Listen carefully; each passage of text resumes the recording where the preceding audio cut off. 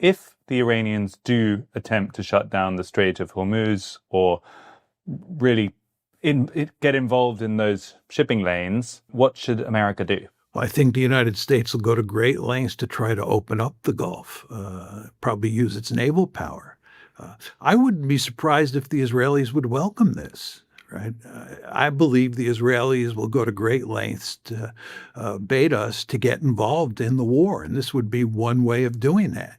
You want to remember in 2024, they tried to drag the Biden administration into a war against Iran on two separate occasions, one in April of 2024 and then one in October of 2024.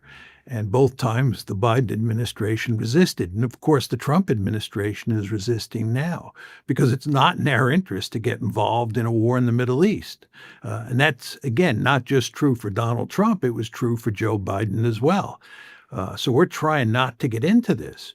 But if the war spins out of control and it involves interrupting the oil supply coming out of the Persian Gulf and out of the Red Sea in a major way, I think it's likely the United States would move in militarily. And that's something we don't want to happen. If that does happen, what does that do for the United States' position in the world? I guess that's a whole new front. It's already trying to deal with Ukraine and the challenge from China. This would be another hot front. Is the United States powerful enough to sustain efforts on three fronts? No question about that, Freddie. I've been arguing for a long time that the principal threat the United States faces comes from China. And what we should be doing is focusing laser-like on containing China.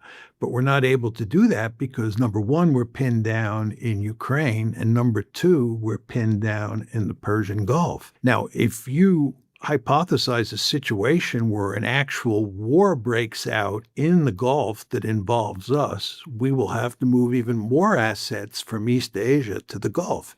And this is certainly not in our interest. We need those air and sea assets that we've been keeping in the Gulf in recent months in East Asia.